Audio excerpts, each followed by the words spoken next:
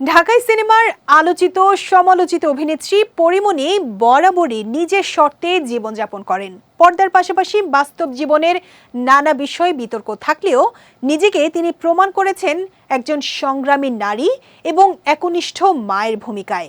বিচ্ছেদের পর একাই সন্তান শাহীম মোহাম্মদ রাজ্যর দেখভাল করছেন তিনি।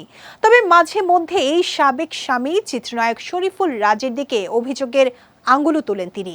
এবারও তেমনই ইঙ্গিত মিলল। সিনেমার ব্যস্ততার ফাঁকে সামাজিক যোগাযোগ মাধ্যমেও সরব থাকেন পরী। এবার মাতৃত্বের বাস্তবতা নিয়ে নিজের অভিজ্ঞতা শেয়ার করেছেন এই তারকা। 23 ফেব্রুয়ারি সকালে এক আবেগ ঘন ফেসবুক পোস্টে পরীমনি লেখেন, রাত জাগা আর নির্ঘুম রাত এক নয়, মা হয়ে দেখো।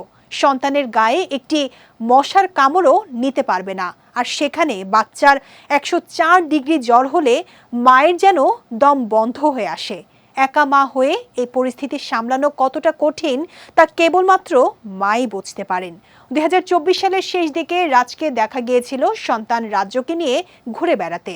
সোশ্যালে ভাইরাল হয়েছিল বাবা ছেলের খুনসুটি।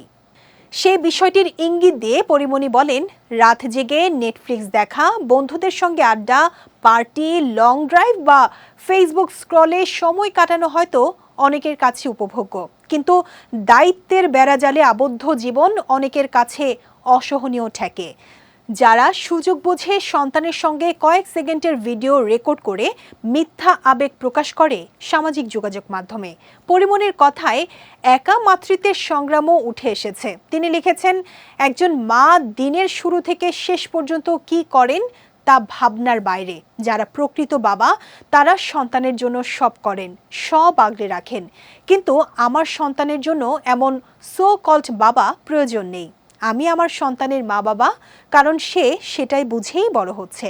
কিন্তু আমাকে বোঝানোর মতো তোমার জীবনে আর কিছুই নেই। আমি সব মাফ করলেও আজীবন আমার এই ঘৃণার মধ্যে তোমাকে বাঁচতে হবে।